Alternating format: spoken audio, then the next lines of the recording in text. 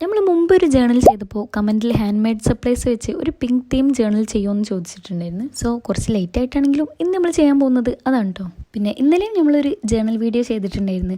അത് മാഷാഅല്ലാഹ് പ്രതീക്ഷയിലേറെ വ്യൂസ് ആണ് കിട്ടിയിട്ടുള്ളത്. അത് കണ്ടപ്പോൾ എന്താണെന്നറിയില്ല, പറഞ്ഞറിയിക്കാൻ പറ്റാത്ത സന്തോഷമായിരുന്നു കേട്ടോ. കാരണം ഒരിക്കൽ നമ്മളെ ചാനൽ സ്റ്റാർട്ട് ചെയ്ത ഫസ്റ്റ് മന്തിൽ തന്നെ കുഴപ്പമില്ലാണ്ട് വ്യൂസും സബ്സ്ക്രൈബേഴ്സൊക്കെ കിട്ടിയിരുന്നു. പിന്നെ അതിനുശേഷം കുറച്ച് ഹെൽത്ത് ഇഷ്യൂ ഉണ്ടായതുകൊണ്ട് തന്നെ 3 മന്ത് നമ്മൾ തീരെ വീഡിയോ ഇടാനും പോസ്റ്റ് ചെയ്യാനൊന്നും പറ്റിയിട്ടില്ലായിരുന്നു. പിന്നെ ഇപ്പോൾ 1 വീക്കായിട്ട് എല്ലാ ദിവസവും വീഡിയോ ഇടലുണ്ടെങ്കിലും അന്നത്തെ അത്ര വ്യൂസും സബ്സ്ക്രൈബേഴ്സും ഒന്നും കിട്ടില്ലായിരുന്നു കേട്ടോ. അതാണ് കേട്ടോ ഇന്നലത്തെ വ്യൂസ് കണ്ടപ്പം അത്രയും സന്തോഷമായത്. ബൈ ദി വേ ഇനി അങ്ങോട്ട് നിങ്ങൾ സപ്പോർട്ട് ഉണ്ടാവും എന്ന് പ്രതീക്ഷിക്കുന്നു. അപ്പോൾ പറഞ്ഞ പോലെ ജേണൽ, സെൻഡാങ്കിൾ ആർട്ട്, DIY ക്രാഫ്റ്റ്, അതുപോലെ ആർട്ട് റിലേറ്റ് ചെയ്തിട്ടുള്ള ഏത് വീഡിയോസ് ആണെങ്കിലും കമന്റ് ആക്കുക. അത് ഇഷ്ടമുള്ളവർ നമ്മൾ ചാനൽ സബ്സ്ക്രൈബ് ചെയ്ത് സപ്പോർട്ട് ആക്കുക. പിന്നെ ഇതിൽ ആഡ് ആക്കിയ ഒരു പൊളോറോയിഡ് ഉണ്ടല്ലോ, അത് നമ്മൾ പെയിന്റ് ചെയ്ത് വരച്ചതാട്ടോ. കുറച്ച് മുമ്പേ വരച്ചതാണെങ്കിലും അതൊരു മെമ്മറി ആയിട്ട് കീപ്പ് ചെയ്യാൻ ഒരു കാരണം ഉണ്ട് കേട്ടോ. എന്താ വെച്ചാൽ പെയിന്റിങ് ഇഷ്ടപ്പെട്ട് ആക്രിലിക് കളറും ബ്രഷും ഒക്കെ വാങ്ങി പെയിന്റ് ചെയ്തപ്പോൾ അത് നമുക്ക് പറ്റിയ പണിയില്ല വിചാരിച്ച് അങ്ങനെ കുറേ കാലം നമ്മൾ ഷെൽഫിൽ ഭദ്രമായി സൂക്ഷിച്ച ഒരു പെയിന്റ് ഉണ്ടായിരുന്നു, ആക്രിലിക് കളർ.